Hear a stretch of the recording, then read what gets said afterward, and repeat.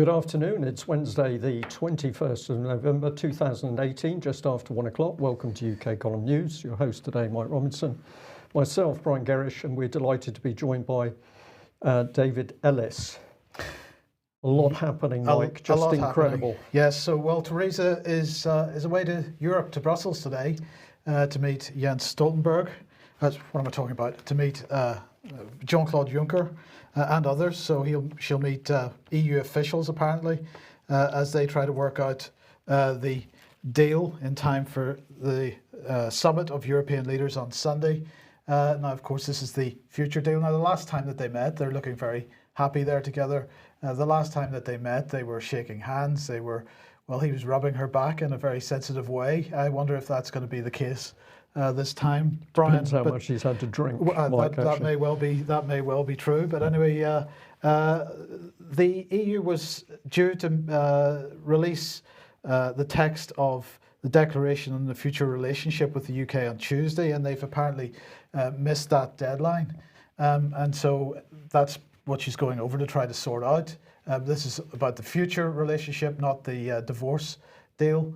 So there we go. In the meantime, Amber Rudd was on BBC Radio 4 this morning, and this is what she had to say. In my view, it's my view that Parliament, the House of Commons, will stop no deal.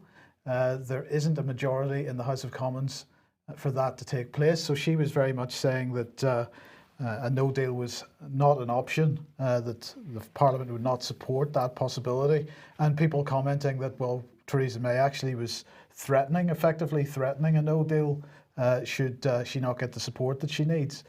So Amber Rudd seems to be arguing against Theresa May's position here, so that's perhaps a little bit strange. But anyway, we wait to see this afternoon what happens when she goes to meet Jean-Claude Juncker, if he is able to stand up. Indeed we do, and we'll say all of the Brexit going on at the moment is a perfect smokescreen for what's happening under the surface, and we come straight back to the subject of EU military unification. Now, David, I'm not sure whether you've seen this tweet yet, but it came out from Veterans for Britain. It said, good news that the Secretary of State for Defence and Chairman of the NATO Military Committee are now in, quote, open revolt against the process of EU military unification, unquote. There is now a big task ahead for them both, fighting May's involvement in its budgets, policies and rule books. Now, this is extremely interesting stuff because it's the first time that we've seen Veterans for Britain, always have to be careful on that one, Veterans for Britain using the EU military unification expression, which of course is the only correct expression. This business of calling it an EU army just distracts people from the seriousness of what's taking place. Were you surprised that Veterans for Britain came out with this? Well, I'm not so much surprised. I'm encouraged that we're starting to use the correct terminology to attempt to deal with this, because unless we call it by its name, we can't fight it or we can't support it, one or the other. So people can make their own mind up once they know what it is that they're dealing with, you know. And one of the big debunks that we've got to get to grips with, this is not an EU army. That phrase is completely disingenuous. It more or less says that the ownership of this affair and the matter is of the EU's, and it's the EU's army. So anybody here in Britain would automatically, I would think, be disenfranchised when they hear that, because they're going to say, and I've vox popped enough people to confirm this, it's nothing to do with us, we're leaving, because it's the EU army.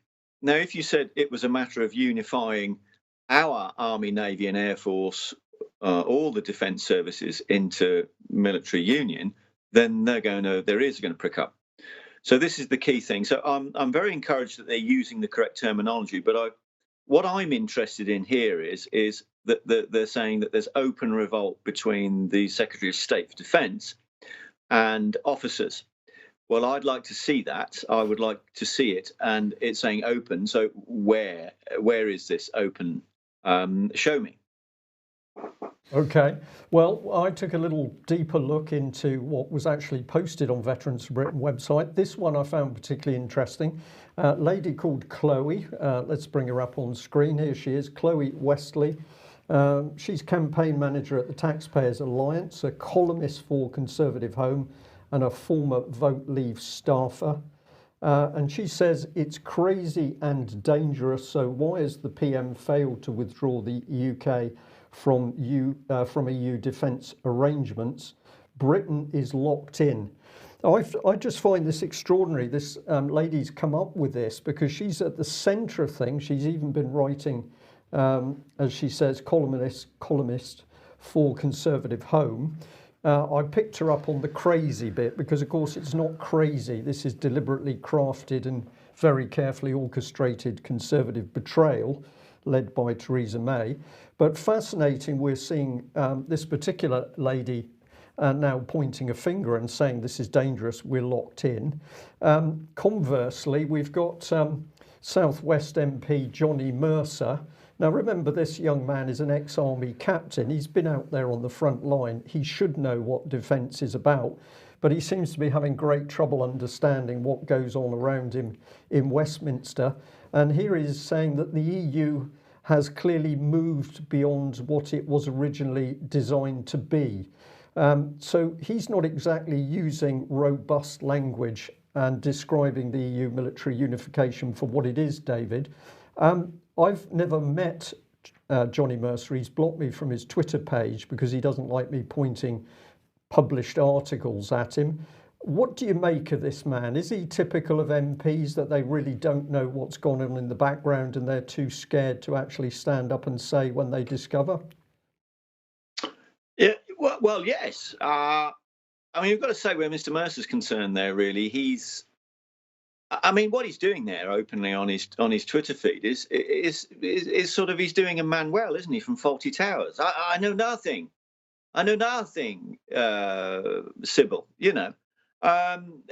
He's completely out of the loop. You know, it just beggars belief, isn't it? You know, that all this has been happening in and around him on Defence Committee, and he knows nothing about it. Yeah. As if military unification was something brand new. And he's saying, I mean, the thing I've got issue there with is that he's sort of saying that the EU it's a trading bloc and it's straying off course, or, you know, it's not what we were sold, it's not what it intended to be. Whoa, Johnny, it always was about military union and currency union. Now, if you haven't got to grips with that, perhaps it's because you've rejected every single attempt that we've made in order to brief you on this subject. But you clearly don't want to know.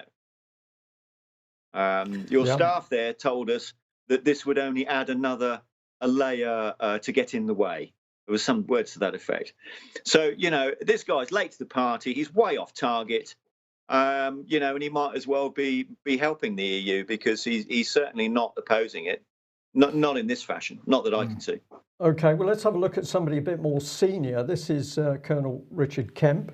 And he's pretty robust here, because he's basically saying, sorry, let me just bring it up on the other screen.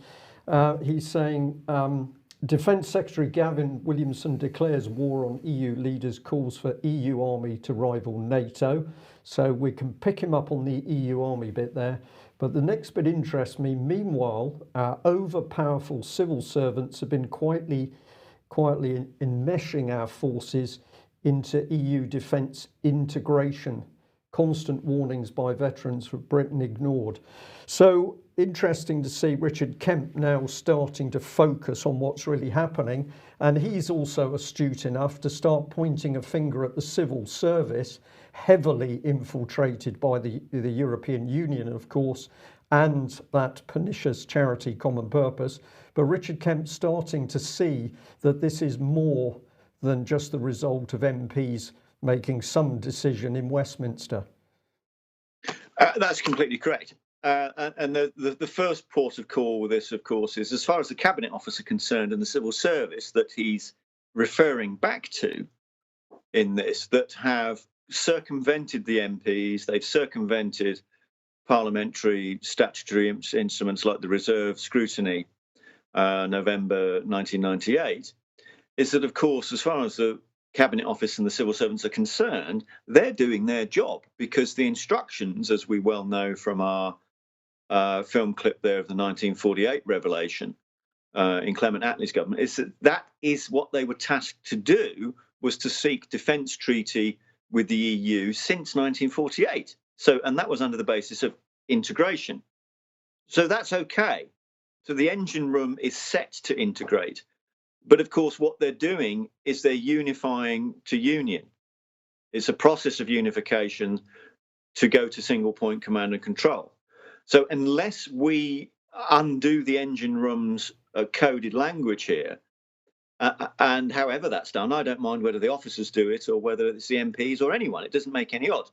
But integrate's okay by the Cabinet Office. So if we say that they're integrating, well, they won't take any notice because, well, we're supposed to do that. That's what we're doing. Thumbs up.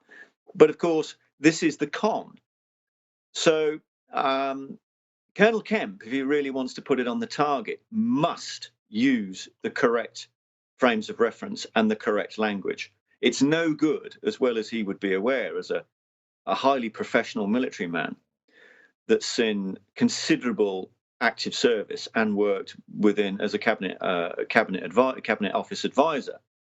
Simply no good using the enemy's language. He has to use the correct language in order to put this on the target and frame the target so that we all know what we're dealing with.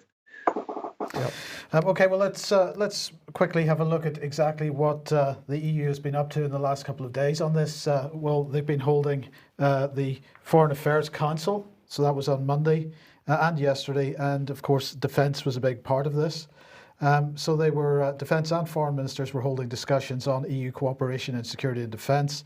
They reviewed the implementation of the EU global strategy in this area, including permanent structured cooperation, that's PESCO, the coordinated annual review on defence, which is CARD, the European Defence Fund, military mobility, the military planning and conduct capability, and the civilian compact, which is CSDP, and the proposal for a European peace facility. That may be an oxymoron there. And they have apparently adopted conclusions on security and defence and so on. So let's have a listen to what Federica Mogherini had to say following this meeting. Yesterday, a joint session with the defence and the foreign ministers of the 28 member states. And today we had the Council of Defence Ministers, where we also hosted NATO Secretary General Jens Stoltenberg again. I'll come to our cooperation with NATO in a moment. Let me start by saying that yesterday afternoon and this morning, ministers took another major step in our work to build the European Union of Defence.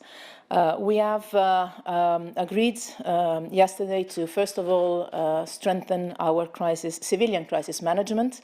Ministers adopted a civilian compact that contains over 20 political commitments to reinforce the European Union capacity to deploy civilian expertise. And the decision to strengthen this, first of all, highlights that as we work on the military side, we also work on the civilian side of security. And this would also allow to strengthen civilian military cooperation on the ground. That is one of our, again, unique tools that are extremely appreciated and needed in the current security situation. So I'll come on to the NATO side of this in a second, David, but one of the key points that you were making during your presentation at the emergency briefing that we held a couple of weeks ago was this issue of civilian and military. Now, she, of course, at this point in time is referring to EU activities in non-EU countries, so outside the European Union. But this doesn't necessarily have to end there, does it? No, it doesn't.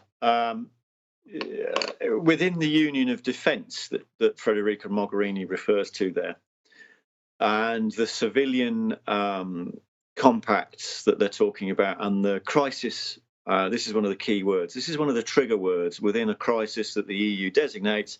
All sorts of levers can be thrown at their end, and they're off, and they're going to do it.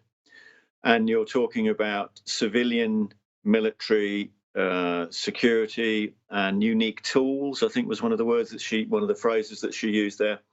What this will mean, of course, is that the EU will deploy military civilian capability internally within the EU zone. This is not just an external, it doesn't just have external potential, it has a great deal of internal potential.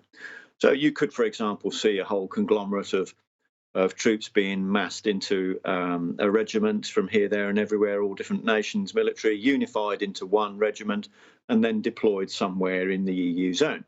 That could be Britain. And you could see them deployed here under some sort of crisis arrangement. So this is exactly as Lord Tebbit warned to me would happen at the start of the vote leave period, that they would do this. And he was fully aware. He was no mental reservation or equivocation of any kind did I detect from Lord Tebbit that this would not happen. I completely agreed with him on this issue, that yes, they would have no hesitation in doing this.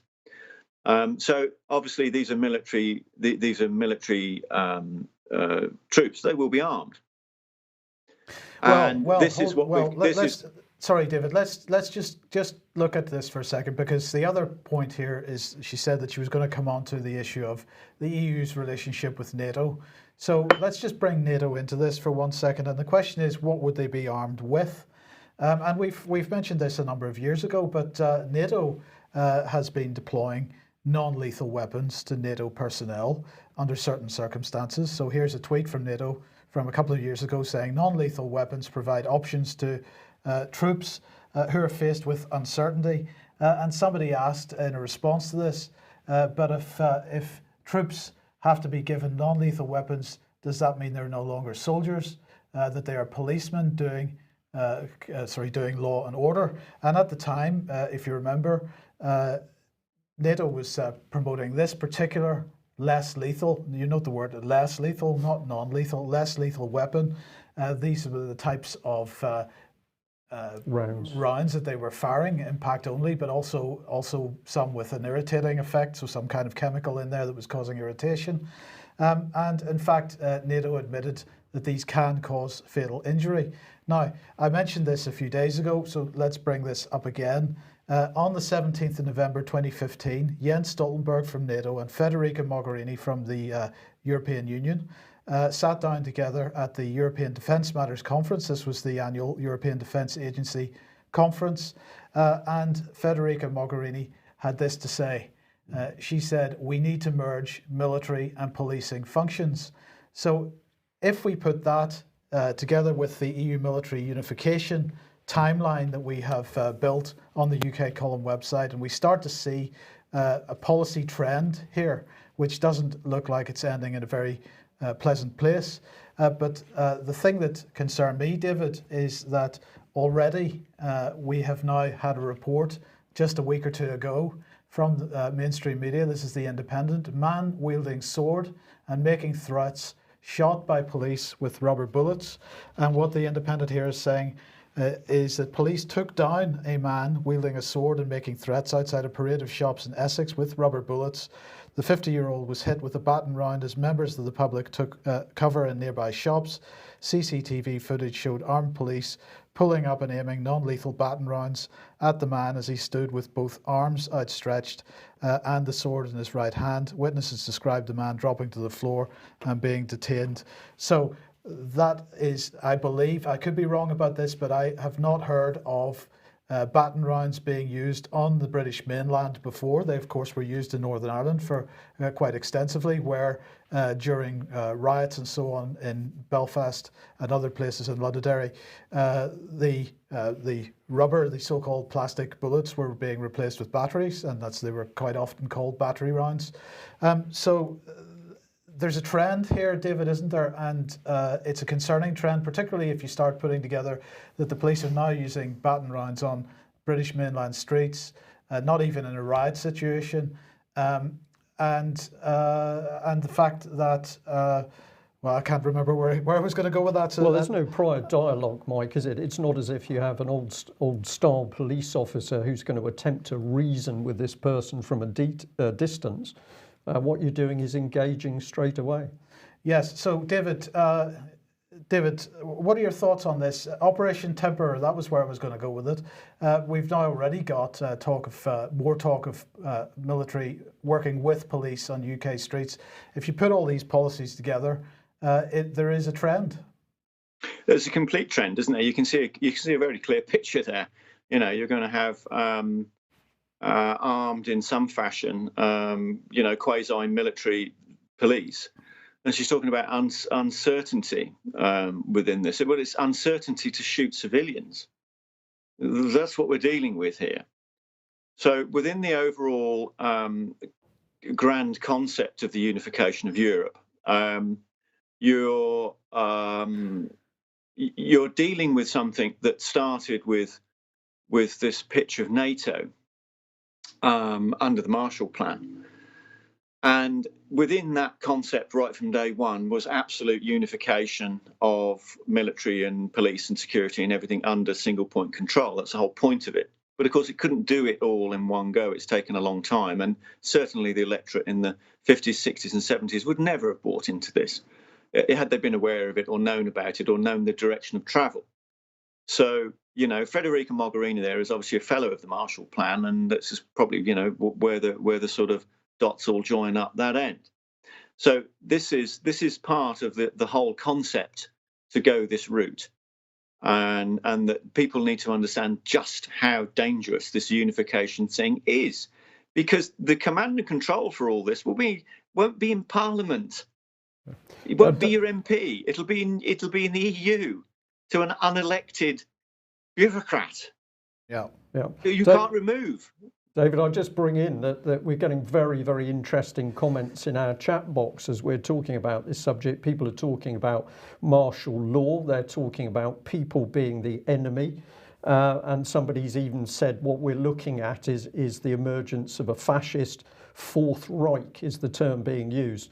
And I'm particularly interested in that term because it's appeared in our chat box. But of course, it was Harry Beckoff, who at the time was the longest standing member of the Conservative Party, that wrote a book with that very title, The Fourth Reich, to warn other conservatives about what the European Union really was.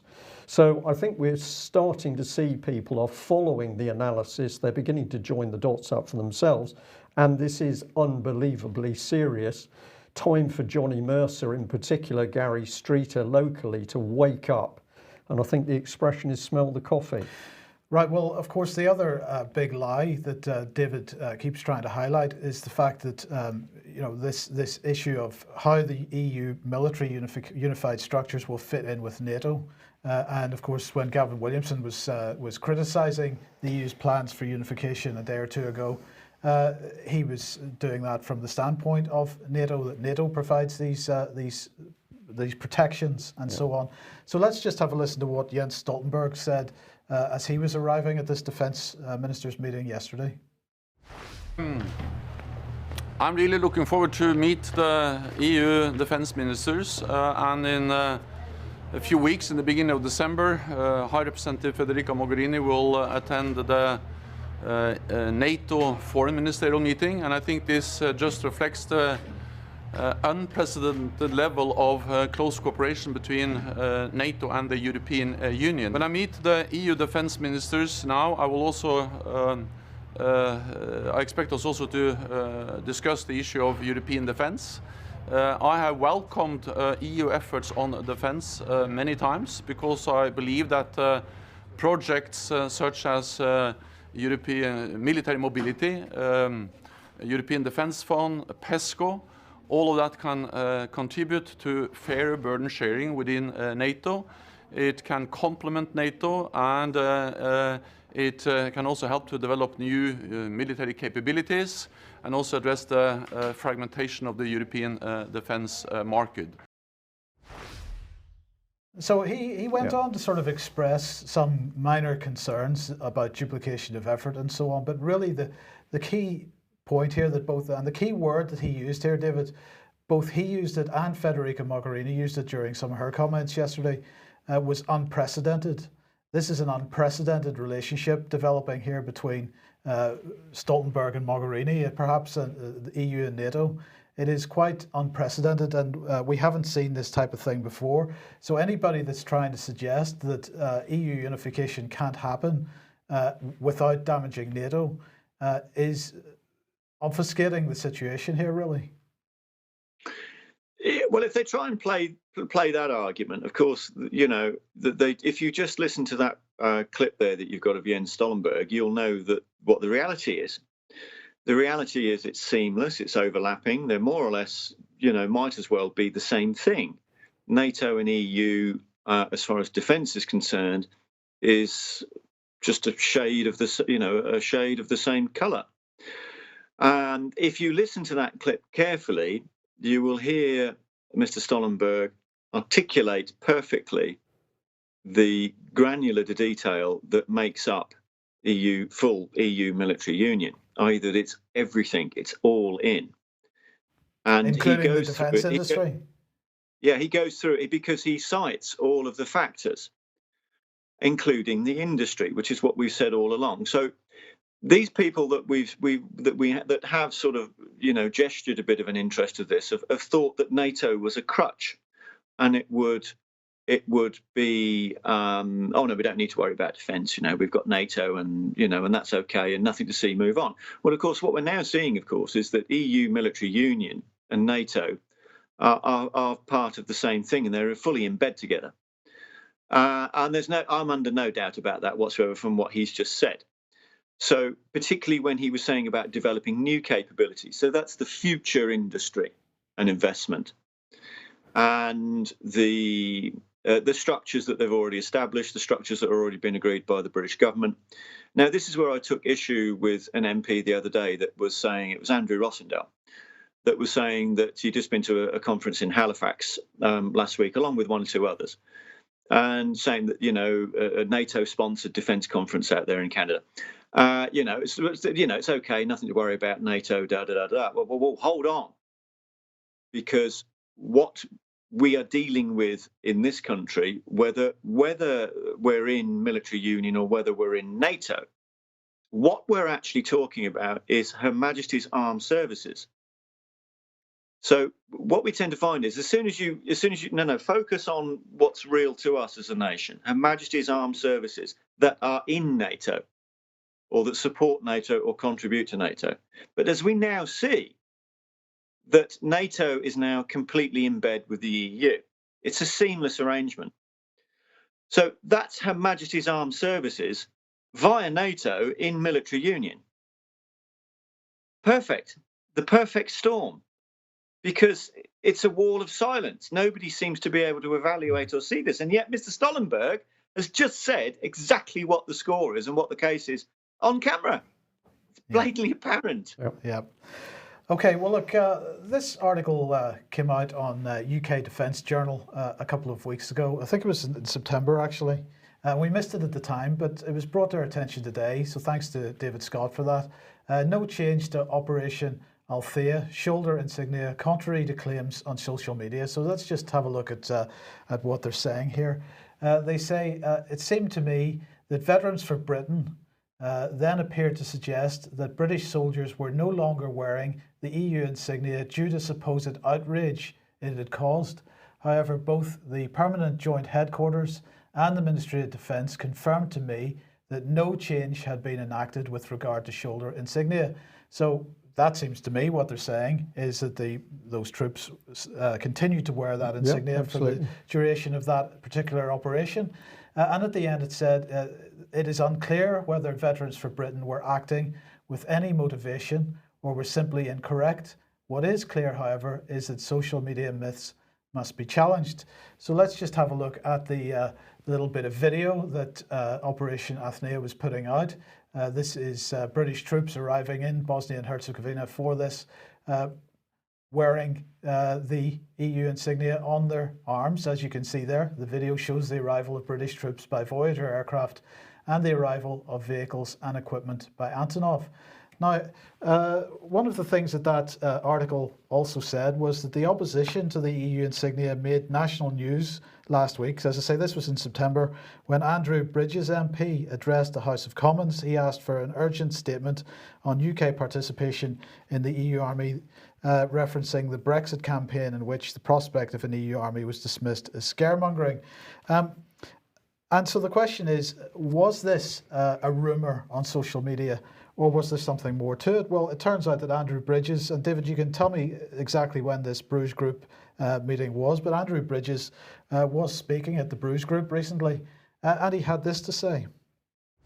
I actually raised the point in Business of the House questions about a month ago when I saw some pictures of 3 para arriving for exercise in Bosnia and Herzegovina, and on the insignia on their arm, instead of wearing the Union flag, they've got the EU badge. The Leader of the House did not give a satisfactory answer, but I can assure you that the badges were off within 2 days. So he's saying the badges were off within 2 days, but the UK Defence Journal is saying that he brought this issue up in Parliament, which he referenced in that little piece of audio there. So this is clearly a bit more than a social media myth. This is, in fact, the source claiming that the badges were off within 2 days, but the UK Defence Journal says that the badges weren't off within 2 days. So they're mocking an MP, well, actually. Well, I'm really asking the question, who's lying here? Because somebody is either the badges were off or they weren't. So the Ministry of Defence says they weren't. Andrew Bridges says they were. So I'm just interested in your thoughts on this, David. It's a first-rate bit of analysis there, Mike and Brian. So credit to you guys, because yes, you're quite right. What's the truth here? So we've got an MP saying one thing, we've got the MOD saying another. You mentioned a quote there from Joint HQ. So this is multinational Joint Headquarters EU in Royal Navy Command there in Northwood. So that's Commandant General Strickland's domain, isn't it? So, I mean, they're saying scaremongering. That's the comment there from the MOD News Brigade, that this is scaremongering. And, well, yes, it is very scary because you've got British troops serving under EU military operations, something that we were told by MPs, many MPs, that this wasn't going to happen, and it has happened. So we're back to the who's lying game again now. So I think you've uncovered a can of worms here, guys, haven't you? Someone's got some answering to do, very severe answering, because the point here, of course, is that we're all being told that it was a myth and it was scaremongering, but you've got British troops serving under EU military. Yeah. All the while we're being told that that this isn't happening. Well, someone's in denial, or someone's definitely up to no good. There's no doubt about that. Yeah.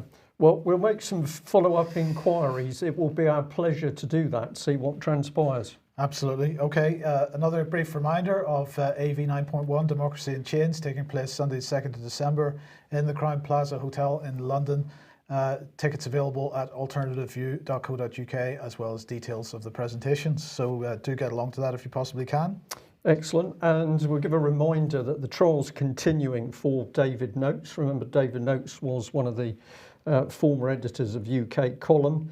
And aside from his work to try and help people suffering from cancer, one of David's key statements was that the EU has the constitution of a dictatorship and the laws of a police state, and how right he was. So if you're in the London area and can get along to that trial to see justice being done, and also to give David some support in what is a very difficult time for him, please do. We're still waiting for more details on that case. Justice in inverted commas there. Of course. Yeah. And also on trial in the same Southwark Crown Court, we've got Sabine McNeill. I'm waiting for an update on her as well. Now, remember, this 74-year-old lady who has to use crutches to walk has endured months in prison on remand. This is all in connection with the Hampstead child abuse case.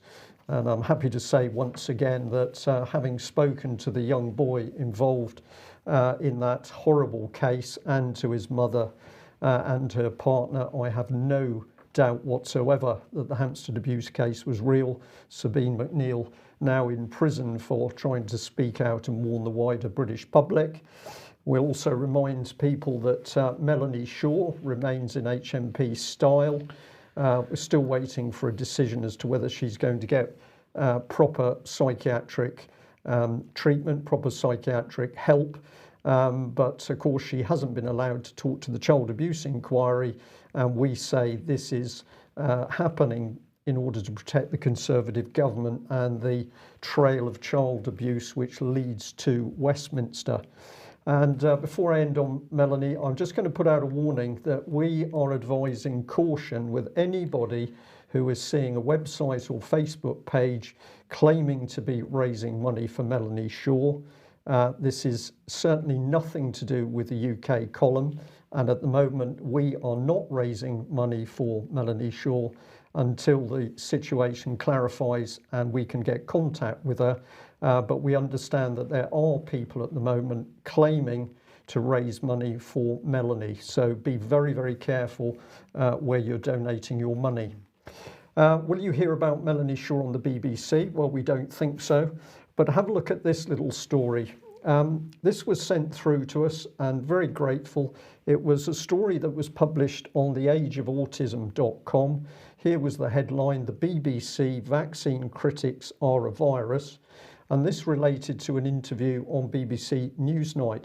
Now, I haven't seen the interview and we've only looked at this material fairly quickly, but events unfolded rather fast this morning and we decided we would run with this story. Now, why are we interested in it? Well, we're interested in the fact that a Professor Exley here, has sent a letter through to Newsnight. This is some of what he said, but it was a very long letter. The clear and unambiguous message that Newsnight appears to wish to put across in this piece is that all vaccines are 100% safe and only ill-informed individuals think otherwise. The view that not all vaccines are 100% safe is portrayed as only being held by individuals who are not sufficiently educated to know otherwise. They are somehow slaves to internet scare stories. The message is given that doctors are aware of facts which demonstrate that all vaccines are 100% safe. No facts of any sort are given or discussed. And so the professor goes on with a very hard and damning analysis of really bias within the BBC programme. So let's have a look at the sort of reply that came back. Now, this is from the head of complaints in the BBC. We'll bring him on screen in a minute. And in the published letter, his reply, which is also published on the same website, people can see this.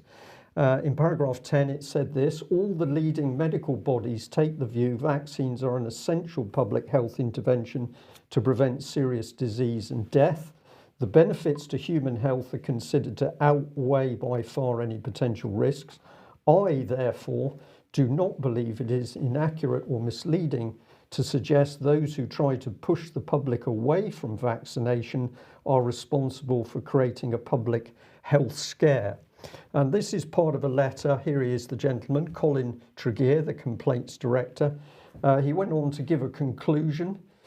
In conclusion, I do not believe there are grounds for me to uphold your complaint. I should explain there's no provision for further appeal against this decision within the BBC complaints process, but I will be happy to consider any comments you wish to make about my finding. I'd be grateful if you let me have any such comments by the 26th of November.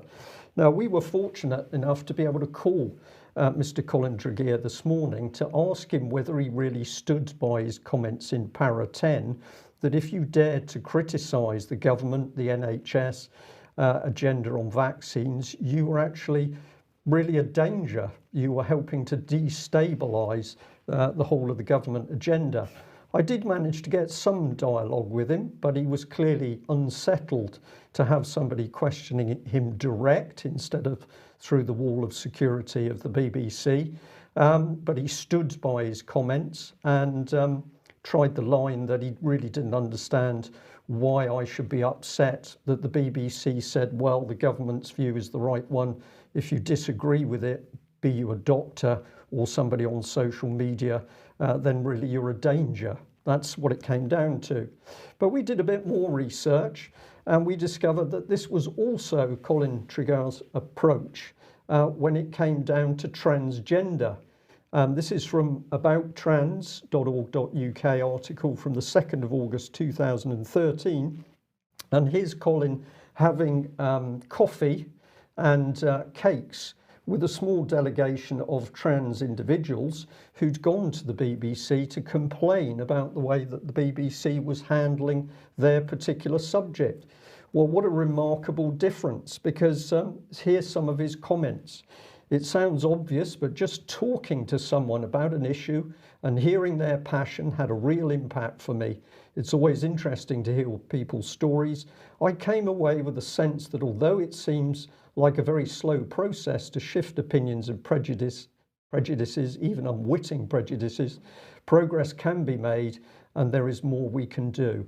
The fact is, I spoke to a number of colleagues in the following days about the things we talked about and discussed some of the ways in which the BBC can be more responsive to and more aware of the issues which matter to trans people and the manner in which they are portrayed.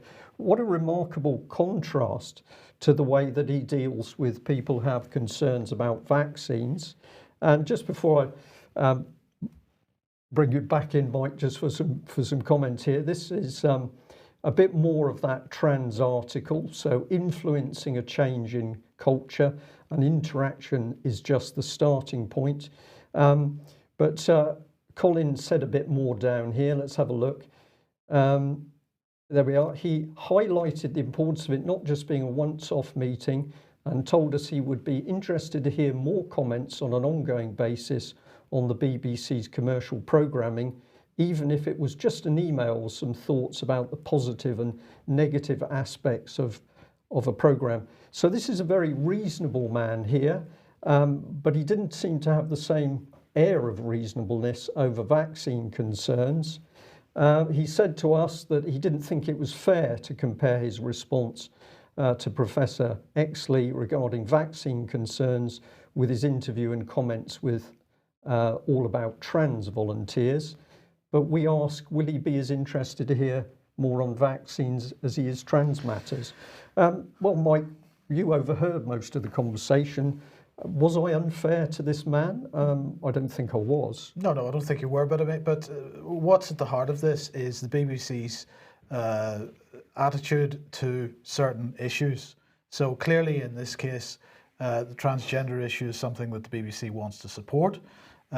Concerns about vaccines is something that the BBC does not want to support. And another area that the BBC absolutely wants to support is the promotion of climate change and everything that goes around that. So the BBC has made a statement recently that although they're required to provide balance in the reporting, that when there is scientific consensus, which is really unambiguous and you can't argue against it, that there's no need to have a climate change denier on to provide the other side of the story. That seems to be the case, the attitude they're taking with vaccines as well. You don't need to have somebody who's raising concerns about the use of vaccines on the programme, because the scientific consensus is that vaccines are safe and we have to use them. Now, of course, the idea of consensus with science, as far as I'm concerned, is these are two separate issues. You cannot have, and the whole point of science is that you're investigating the truth. It's not about evidence. Yes, and evidence, and there are different opinions within the scientific community, and these opinions should get a voice.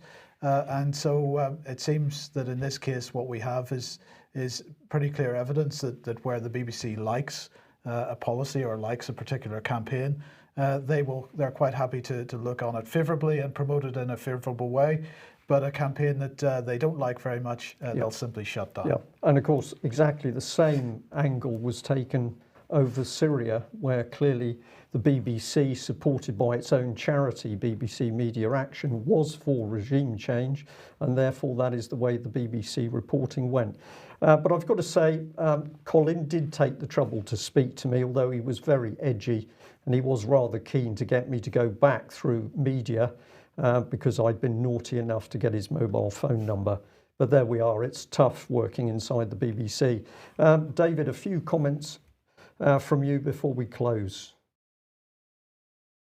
Yeah, well, the BBC is really just a tool of the inner sanctum there in the government. You know, it's a tool of the Cabinet Office, and everybody just needs to see it for what it is. You know, we're taxed for the privilege, of course. You know, and we need to really, you know, I mean, what can we do? Switch off. Don't watch the stuff. You know, just, you know, by all means, you know, challenge them as you guys are doing there. But you know, this is down to the general public to walk away from them.